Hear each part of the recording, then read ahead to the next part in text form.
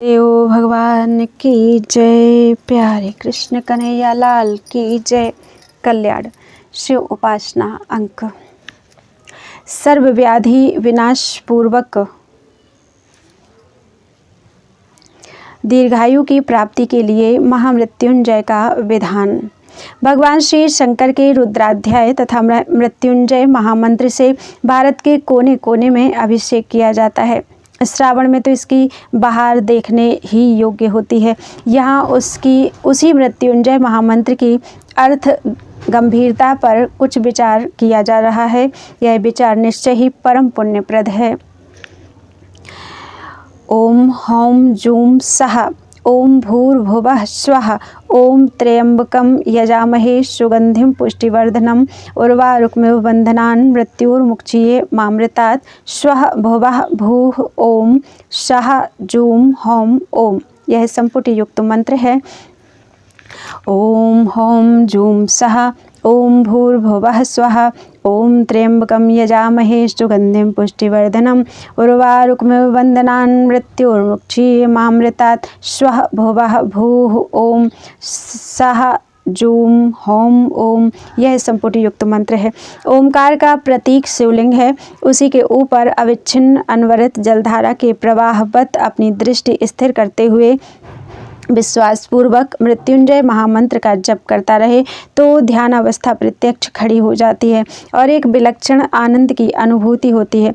सृष्टि के आदि मध्य और अंत तीनों होम और जूम से अपने समक्ष उपस्थित करते हुए त्रिलोकी में जप करने वाला व्यक्ति श्री त्र्यंबकेश्वर के प्रति अपने आप का समर्पण कर रहा है। त्र्यंबकेश्वर की कृपा रूपी सुगंध फैल रही है और उपासक के रोम रोम में ऐसी स्फूर्ति होने लगती है कि उसका आध्यात्मिक प्रभाव छिप नहीं सकता। जैसे इंद्रायण अर्थात तूमे की बेल सूख जाने पर फल बंधन से मुक्त होकर आसपास की अनंतता में छिप जाता है, उसी प्रकार जप करने वाला उपासक अपनी मोक्ष की अवस्था को प्रत्यक्ष कर सकता है। एको हम बहुश्याम परब्रह्म की यह इच्छा होती है और महाप्राण की अलौकिक गति प्रस्तुत होती है। उसका सूचन महाप्राण अक्षर हाथ से होता है। प्रकृति विकृत होने लगती है। पंच तन्मात्रा उद्भूत हों, शब्द गुण आकाश सृष्टि को झेलने के लिए तत्पर हो जाएं।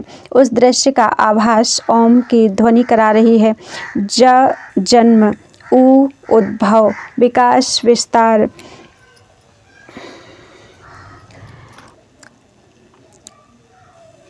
अम बराबर शून्य, चांद बिंदी के बराबर शून्य, शून्य प्रलय। इस प्रकार जूम सृष्टि की तीनों अवस्थाओं का दिग्दर्शन करा रहा है। सह पुरुष विराट, यही तो प्रलय के समय अवशिष्ट रहता है। पुरुष एवेदम सर्वम यद्भूतम यच्च भाव्यम के साथ यथा पूर्वम कल्पयत, इन वाक्यों का स्मरण ऐसे समय क्यों नहीं होगा। ऐसी सृष्टि भूर्भुवः स्वः की त्रिलोकी है। उस त्रिलोकी का निवासी उपासक त्र्यंबकेश्वर के सामने जप यज्ञ कर रहा है और फलस्वरूप वह सहज ही अपुनरावृत्ति वाली मुक्ति प्राप्त करता है। ऊपर कहा गया है कि शिवलिंग ओमकार का प्रतीक है। वह कैसे है, यह जानने के लिए ओम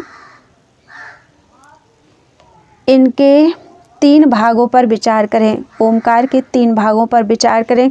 उपासक पूर्वाभिमुख बैठता है। जल झेलने वाला भाग ऊ उत्तर दिशा की ओर जल को बहाकर ले जाता है और उसकी मात्रा यह भाग आधार है जो जलहरी को ऊंचे उठाए रहता है और चांद बिंदी यह भाग लिंग के रूप में ऊपर को विराजमान रहता है। किसी भी शिव मंदिर में जाकर पूर्वाभिमुख रहकर इस दृश्य का साक्षात्कार किया जा सकता है। महामृत्युंजय मंत्र की महिमा और जप विधि। भगवान मृत्युंजय के जप ध्यान से मार्कंडेय जी, राजा श्वेत आदि के काल भय निवारण की कथा शिव पुराण, स्कंद पुराण, काशी खंड, पद्म पुराण, उत्तरखंड, माघ महात्म्य आदि में आती है। आयुर्वेद के ग्रंथों में भी मृत्युंजय योग मिलते हैं। मृत्यु को जीत लेने के कारण ही इन मंत्र योगों को मृत्युंजय कहा जाता है। मृत्युर विनिर्जितो यस्मात् तस्मान् मृत्युंजयः स्मृता। मंत्र शास्त्र में वेदोक्त त्र्यंबकम यजामहे, ऋक, यजु, अथर्व, तैत्तिरीय, निरुक्त इत्यादि को ही मृत्युंजय नाम प्राप्त है। यूँ पुराणों में मंत्र महोदधि, मंत्र महार्णव, शारदा तिलक, विविध निबंध ग्रंथों में तथा मृत्युंजय तंत्र, मृत्युंजय कल्प, मृत्युंजय पंचांग आदि में इस मंत्र का भाष्य, विधान, पटल, पद्धति, स्तोत्र आदि सब कुछ मिलते हैं। शिवपुराण सतीखंड में इसका विस्तृत भाष्य है। वहाँ इसी को शुक्राचार्य की मृत संजीवनी विद्या कहा गया है तथा स्वयं शुक्राचार्य ने ही इसका दधीचि को उपदेश किया है। मृत संजीवनी मंत्रो मम सर्वोत्तमः स्मृतः।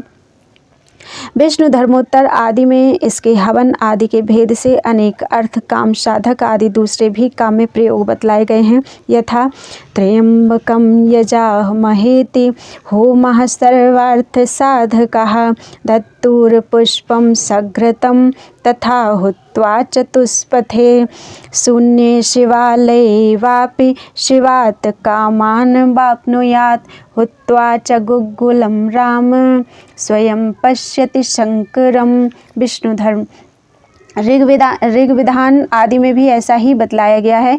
ब्रह्म वैवर्त पुराण प्रकृति खंड के 49वें अध्याय में कहा गया है कि भगवान श्री कृष्ण ने अंगिरा की पत्नी को मृत्युंजय ज्ञान दिया था। यहाँ संक्षेप में उसके जप की विधि दी जा रही है। यद्यपि तंत्रसार, शारदा तिलक आदि एवं मंत्र महार्णव आदि में एक साथ ही त्रिअक्षर, पंचाक्षर आदि कई मृत्युंजय मंत्र बतलाए गए, तथापि यहाँ सर्वाधिक प्रचलित त्र्यंबक मंत्र के ही विनियोग, ध्यान आदि लिखे जा रहे हैं। इससे रोग, दुख, दारिद्र्य आदि का नाश तथा सभी कामनाओं की सिद्धि होती है। साधक को चाहिए कि किसी पवित्र स्थान में स्नान, आचमन, प्राणायाम, गणेश स्मरण, पूजन, वंदन के बाद तिथि बार आदि का उच्चारण करते हुए इस प्रकार संकल्प करें। अमुको हम अमुक वासरादौ स्वस्य यजमानस्य वा निखिलारिष्ट निवृत्तये महामृत्युंजय मंत्र जपम अहम करिष्ये। तत्पश्चात हाथ में जल लेकर इस प्रकार न्यास आदि करना चाहिए। ओम अस्य श्री महामृत्युंजय मंत्रस्य वामदेव कहोल वसिष्ठार्षयः पंक्ति गायत्री उष्णिप अनुष्टुप छंदंसि सदाशिव महामृत्युंजय रुद्रो देवता ह्रीं शक्ति श्रीं बीजम महामृत्युंजय प्रीतये ममाभीष्ट सिद्धे अर्थे जपे विनियोगः। यूँ कहकर हाथ का जल छोड़ दें। पुनः वामदेव कहोल वशिष्ठ ऋषिभ्यो नमः मूर्धनि पंक्ति गायत्री उष्णिग अनुष्टुप छंदोभ्यो नमः वक्त्रे सदाशिव महामृत्युंजय रुद्र देवतायै नमः हृदय ह्रीं शक्तये नमः लिंगे श्री बीजाय नमः। पादयों उपर्युक्त मंत्रों से सिर, मुख, हृदय, लिंग तथा चरण का स्पर्श करें। तत्पश्चात निम्न मंत्रों से पहले अंगूठे आदि का स्पर्श करते हुए करन्यास करके फिर उन्हीं मंत्रों से हृदय आदि को स्पर्श करते हुए हृदय आदि न्यास करना चाहिए।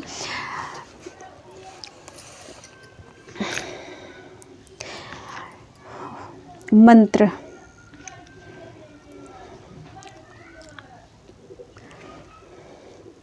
ओम होम जूम सह ओम भूर्भुवः स्वः त्र्यंबकम ओम नमो भगवते रुद्राय शूलपाणये स्वाहा। और दूसरा मंत्र है ओम होम ओम जूम सह भूर्भुवः स्वः यजामहे ओम नमो भगवते रुद्राय अष्टमूर्तये माम जीवाय। ओम होम जूम सह भूर्भुवः स्वः सुगंधिम पुष्टिवर्धनम ओम नमो भगवते रुद्राय चंद्रशीर्षे जटिने स्वाहा। तीसरा मंत्र। चौथा ओम होम जूम सह भूर्भुवः स्वः उर्वारुकमेव बंधनात् ओम नमो भगवते रुद्राय त्रिपुरांतकाय ह्रां ह्रौं। पांचवा ओम होम ओम जूम सह भूर्भुवः स्वः मृत्युर्मुक्षिये ओम नमो भगवते रुद्राय त्रिलोचनाय ऋग यजुः साम मंत्राय। छठवां ओम होम ओम जूम सह भूर्भुवः स्वः मामृतात् ओम नमो भगवते रुद्राय अग्नित्रयाय उज्ज्वल ज्वाल माम रक्ष रक्ष अघोराय। इस मंत्र के जप में ध्यान परम आवश्यक है। शिवपुराण में यह ध्यान इस प्रकार बतलाया गया है। हस्ताम्भोज युगस्थ कुंभ युगलादोद्धृत्य तोयम शिरः सिंचन्तं करयोर्युगेन दधतं स्वांके सकुंभौ करौ। अक्षस्रंग मृगहस्तम अम्बुजगतम ऊर्धश्चंद्रश्रवत पीयूषार्द्रतनुं भजे सगिरिजम त्र्यक्षम च मृत्युंजयम। ध्यान का यह स्वरूप है कि भगवान मृत्युंजय के 8 हाथ हैं। वे अपने ऊपर के दोनों कर कमलों से 2 गढ़ों को उठाकर उसके नीचे के 2 हाथों से जल को अपने सिर पर उड़ेल रहे हैं। सबसे नीचे के 2 हाथों में 2 घड़े लेकर उन्हें अपनी गोद में रख लिया है। शेष 2 हाथों में भी रुद्राक्ष की माला तथा मृगी मुद्रा धारण किए हुए हैं। वे कमल के आसन पर बैठे हैं और उनके सिरस्थ चंद्र से निरंतर अमृत वृष्टि के कारण उनका शरीर भीगा हुआ है। उनके 3 नेत्र हैं तथा उन्होंने मृत्यु को सर्वथा जीत लिया है। उनके वामांग भाग में गिरिजानंदिनी भगवती उमा विराजमान है। करन्यास अंगुष्ठाभ्याम नमः। तर्जनी से अंगूठे को छुएं। हृदयादिन्यास हृदयाय नमः। 5 अंगुलियों से हृदय का स्पर्श करें। पहले करन्यास पढ़ देते। अंगुष्ठाभ्याम नमः। तर्जनी से अंगूठे को छुएं। तर्जनीभ्याम नमः। दोनों तर्जनी अंगुलियों को अंगूठों से मिलाएं। मध्यमाभ्याम नमः। अनामिकाभ्याम नमः। कनिष्ठिकाभ्याम नमः। करतल कटपृष्ठाभ्याम नमः। हृदयादिन्यास हृदयाय नमः। 5 अंगुलियों से हृदय को स्पर्श करें। सिर से स्वाहा सिर का स्पर्श करें। शिखाए वसट शिखा छुएं। कवचाय होम दाहिने हाथ से बायां कंधा तथा बाएं हाथ से दाहिना कंधा छुआएं। नेत्र त्रयाय वसट अस्त्राय फट। इस प्रकार ध्यान करके रुद्राक्ष माला से मंत्र का जप करना चाहिए। मंत्र का स्वरूप इस प्रकार है। मंत्र ओम ह्रौं जूं सः ओम भूर्भुवः स्वः ओम त्र्यंबकं यजामहे सुगंधिं पुष्टिवर्धनम् उर्वारुकमिव बन्धनान् मृत्योर्मुक्षीयमामृतात् स्वः भुवः भूः ओम सः जूं हौं ओम। यह संपुट युक्त मंत्र है। इसका प्रायः 1.25 लाख जप सर्वार्थ साधक माना गया है। जप के बाद इस प्रकार प्रार्थना करनी चाहिए। गुह्याति गुह्य गोप्ता त्वं ग्रहणाश्मत्कृतं जपं सिद्धिर्भवतु मे देव त्वत्प्रसादान् महेश्वर। मृत्युंजय महारुद्र त्राहि मां शरणागतम् जन्म मृत्यु जरा रोगैः पीड़ितं कर्म बंधनैः। जबकि अंत में दशांश हवन उसका दशांश तर्पण उसका दशांश मार्जन तथा ब्राह्मण भोजन आदि कराना चाहिए। सर्व व्याधिनाश के लिए लघु मृत्युंजय जप ओम जूम सः नाम जिसके लिए किया जाए। पालय पालय सह जूम ओम। इस मंत्र का 11 लाख जप तथा 1,10,000 दशांश का जप करने से सब प्रकार के रोगों का नाश होता है। इतना ना हो तो कम से कम 1.25 लाख जप और 12,500 दशांश जप अवश्य करना चाहिए। इसके साथ ही आगे लिखा यंत्र भी हाथ में बांध देना चाहिए। श्री महामृत्युंजय कवच यंत्रम। भोजपत्र पर अष्टगंध से यंत्र लिखकर गुग्गुल का धूप देकर पुरुष के दाहिने और स्त्री के बाएं हाथ में बांध देना चाहिए। गोत्र पिता का नाम पुत्र या पुत्री का नाम यथास्थान लिख देना चाहिए। बोलो वृंदावन बिहारी लाल की जय। शिवरात्रि रहस्य।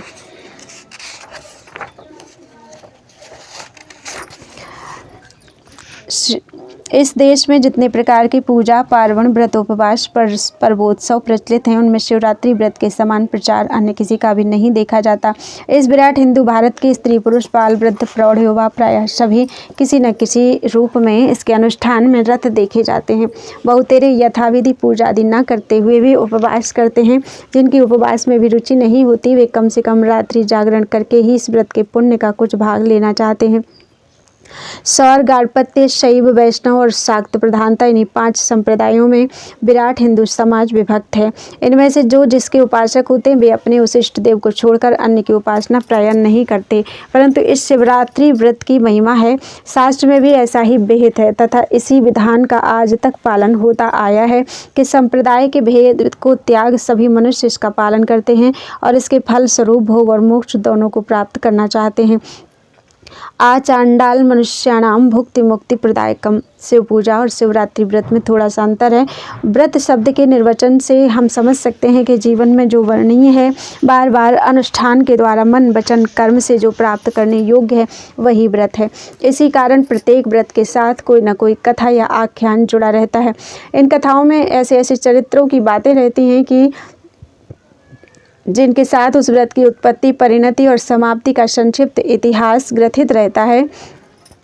इसके अतिरिक्त इन कथाओं के द्वारा यह भी प्रमाणित होता है कि व्रत मानव जीवन की धर्म पिपासा की परितृप्ति के लिए केवल बीच बीच में ही अनुष्ठान करने योग्य नहीं है, बल्कि यह हमारे व्यवहारिक जीवन का एक प्रधान अंग बन सकता है।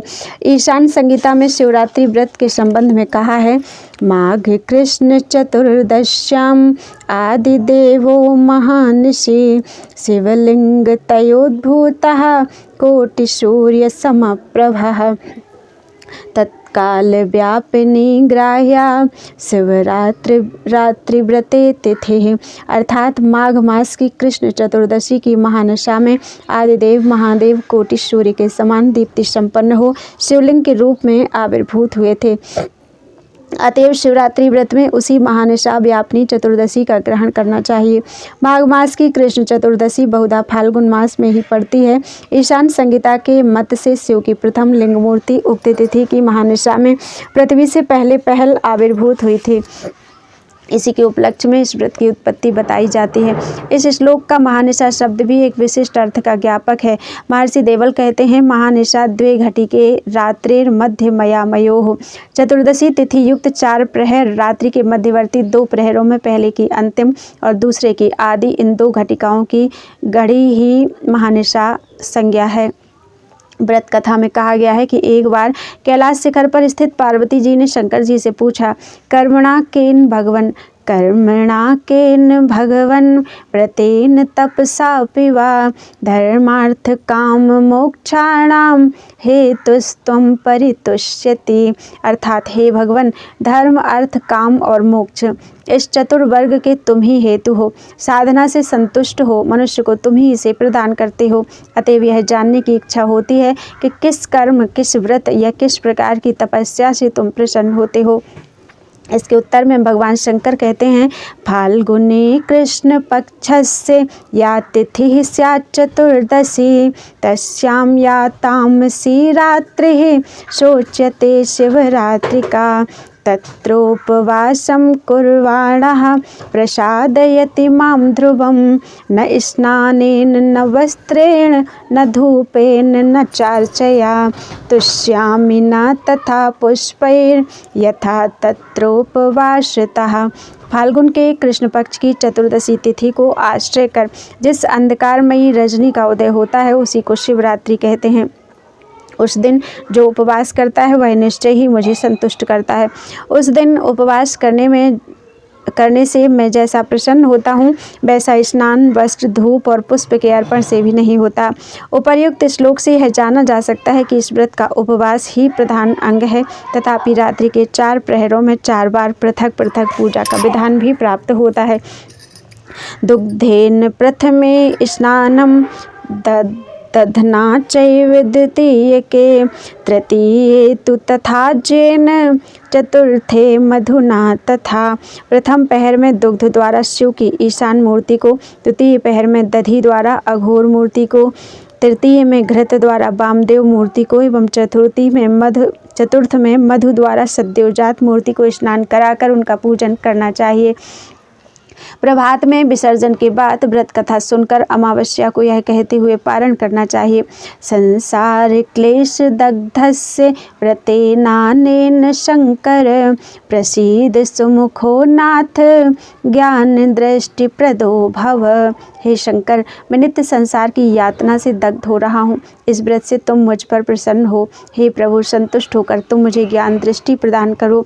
शास्त्रीय अनुष्ठानों के मूल में सर्वत्र ही एक गूढ़ उद्देश्य निहित रहता है, क्योंकि अज्ञात ज्ञापकम ही शास्त्रम, शास्त्रों का कार्य ही यह है कि जो ज्ञात नहीं उसे ज्ञात करा दें। शिवरात्रि के व्रतानुष्ठान में शास्त्र का कौन सा गूढ़ उद्देश्य निहित है, वह किस अज्ञात तत्व को बतलाता है, यह हमें जानना चाहिए, नहीं तो अनुष्ठान की कोई सार्थकता नहीं रहेगी। परंतु इस अंतर्हित तात्पर्य को जानने के पूर्व इसके साथ जो कथा संयुक्त है उसे संक्षेप में जान लेना आवश्यक है। वाराणसी का एक व्याध शिकार के लिए वन में गया। वहाँ अनेक मृगों का शिकार कर लौटते समय मार्ग में वह थका मांदा किसी वृक्ष के नीचे सो रहा। नींद टूटने पर देखता है कि संध्या हो गई है। चारों ओर भीषण अंधकार हो जाने से मार्ग नहीं सूझता। उस समय घर लौटना असंभव देख वह हिष्ट जंतुओं के आक्रमण के भय से वृक्ष के ऊपर चढ़कर उसी पर रात्रि बिताने का विचार करने लगा। उस दिन भाग्यवश शिवरात्रि थी और वह वृक्ष जिस पर बैठा था बेल का था तथा उसकी जड़ में एक अति प्राचीन शिवलिंग था। व्याध शिकार के लिए बड़ी सवेरे घर से बाहर निकल पड़ा था और तब से उसने कुछ खाया नहीं था। इस प्रकार उसका उपवास भी स्वाभाविक ही सध गया। इस अद्भुत मणिकांचन संयोग से और महादेव के आशुतोष होने के कारण बसंत की रात्रि में ओस की बूंदों से भीगा हुआ बिल्व पत्र व्याध की देह से लगकर शिव की उस लिंग मूर्ति पर जा गिरा। इससे आशुतोष के तोष का पार न रहा। फलस्वरूप आजीवन दुष्कर्म करने पर भी अंतकाल में उस व्याधि की शिवलोक को प्राप्ति हुई। शिवरात्रि के व्रत का स्वरूप और उसकी कथा संक्षेप में यही है। अब इसके तत्व के समझने के लिए हमें कुछ गहराई के साथ विचार करने की आवश्यकता है। शिव कौन है? ये केवल पौराणिक देवता हैं अथवा वेदों में भी इनका वर्णन मिलता है।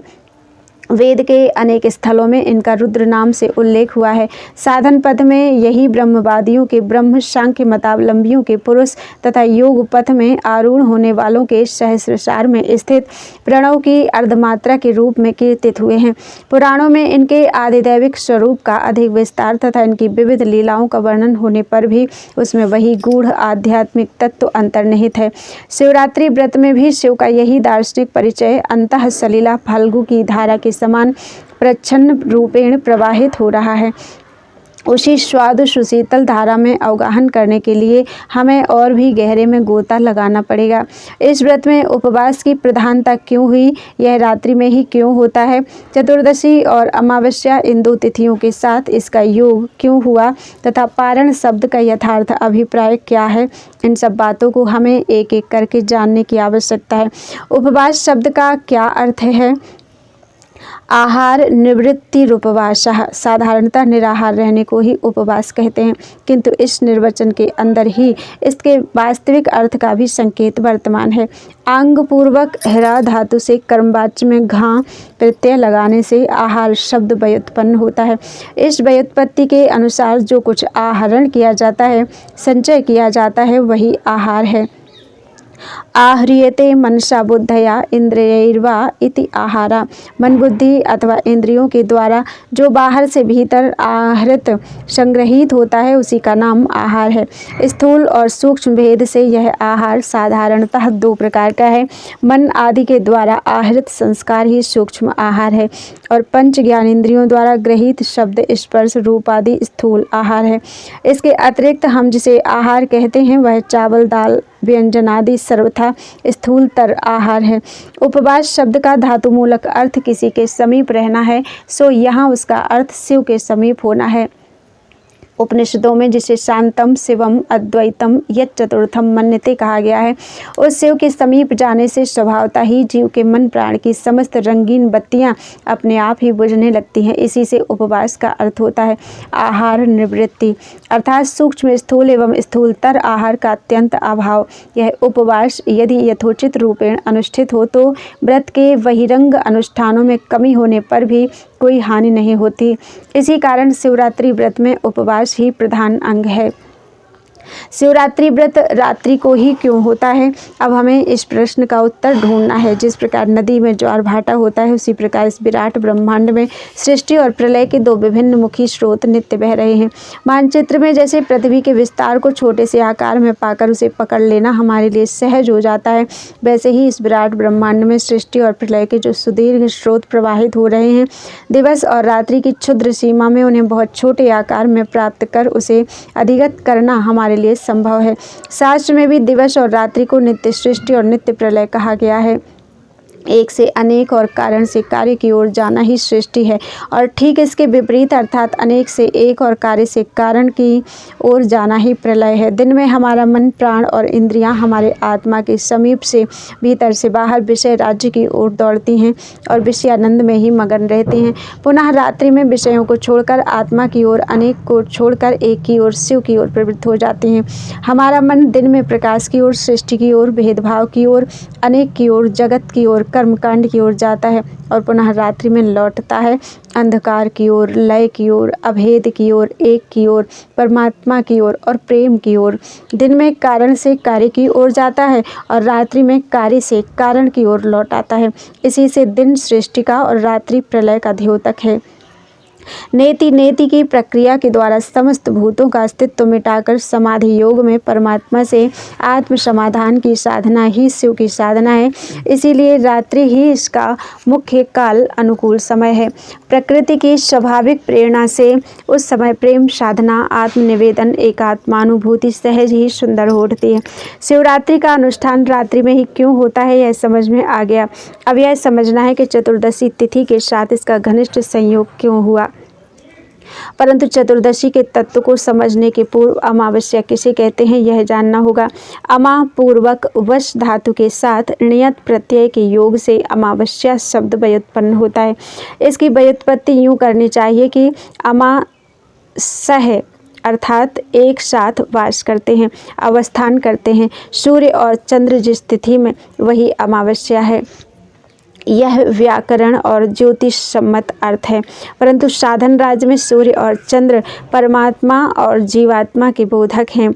अतएव समाधि योग में जब जीव और शिव एकत्र अवस्थित होते हैं तब वह अद्वयानुभूति का समय ही साधन राज्य के अध्यात्म शास्त्र की अमावस्या है। समष्टि भाव से प्रकृति में जब इस एकात्मानुभूति की लीला होती है उस समय व्यष्टि भाव से अपने अंदर यह लीला स्वादन सहज हो जाता है।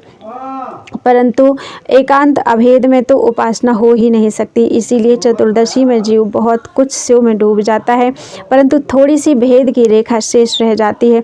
वह शुभ मुहूर्त ही जीव की शिव उपासना का, शिव पूजा का पुण्य लग्न है। तत्पश्चात अमावस्या में जीव जब शिव में एक बार की डूब जाता है, भेद का लेस भी नहीं रह जाता। नेति नेति के साधन से पूर्ण समाधि में अद्वैतानुभूति का चरम उत्कर्ष साधित होता है, तभी व्रत का पारण पूर्णता संपन्न होती है। उसी समय इति इति की साधना में यत्र यत्र मनो याति ब्रह्मणस्तत्र दर्शनम, इस प्रक्रिया का आरंभ होने से ही शिवरात्रि व्रत का अनुष्ठान सार्थक होता है। इस प्रकार व्रत कथा के तात्पर्य को हृदयंगम कर लेने पर हमारा शिवरात्रि का तत्वानुसंधान एक प्रकार से पूर्ण हो जाता है। शास्त्र में अनेक स्थलों पर मनुष्य देह की एक वृक्ष के रूप में कल्पना की गई है। मनुष्य शरीर के स्नायु जाल का गठन ही इस कल्पना का मूल है। देह का ऊर्ध्वभाग मस्तिष्क ही इस वृक्ष का मूल है।